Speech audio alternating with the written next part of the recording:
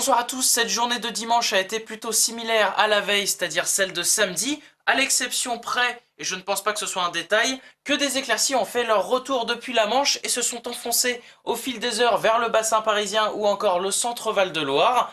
Alors pour un vrai changement de temps, il faudra attendre le milieu, début de semaine prochaine. C'est pourquoi lundi, c'est encore une journée assez calme avec dès le matin beaucoup de nuages bas qui s'étalent entre les côtes de la Manche jusqu'au Benelux, mais également dans les plaines du sud-ouest tout autour de la Garonne. Entre ces deux zones, entre les régions centrales et l'Alsace, ce sera un ciel plus variable qui vous attendra avec des éclaircies bien plus probables, mais le soleil va véritablement se réfugier entre les Pyrénées et les Alpes, avec toujours ces nuages bas qui soit se contenteront des côtes pour l'île de Beauté, ou alors rentreront un peu plus dans l'intérieur des terres pour le continent vers la Provence.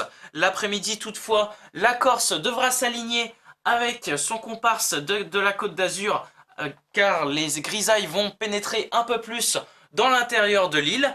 Hormis cela, dans les deux tiers sud, le soleil va l'emporter et va même un peu repousser les nuages vers le nord. C'est pourquoi on retrouvera des éclaircies plus franches par rapport au début de matinée, certes un peu plus timides le long des côtes de la Manche. Côté température, au matin, les valeurs seront plutôt hétérogènes, avec là où il y aura les plus belles éclaircies, c'est-à-dire entre le sud-ouest, le centre Val-de-Loire et le nord-est, des valeurs plutôt fraîches dans l'absolu, mais pas forcément par rapport au normal de saison. Et Nice se démarquera toujours avec ses 10 degrés.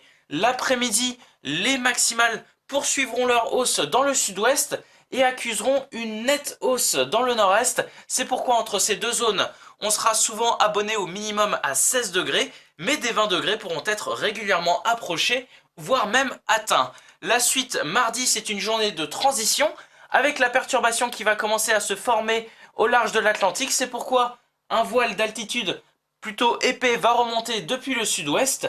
D'autre part, des entrées maritimes vont s'étaler tout autour de la Méditerranée et des nuages bas s'étaleront encore dans l'extrême nord du pays. Tout cela avant l'arrivée de cette perturbation en question par l'ouest mercredi, qui apportera des pluies plutôt modérées mais évidemment bienvenues. Et cette perturbation au cours des prochains jours va surtout s'affaisser et s'attarder sur les régions sud de la France, apportant au passage de la neige sur nos différents massifs, et également cela va provoquer une chute des températures, mais tout cela restera à confirmer puisque l'indice de confiance chute à 2 sur 5 à partir de samedi.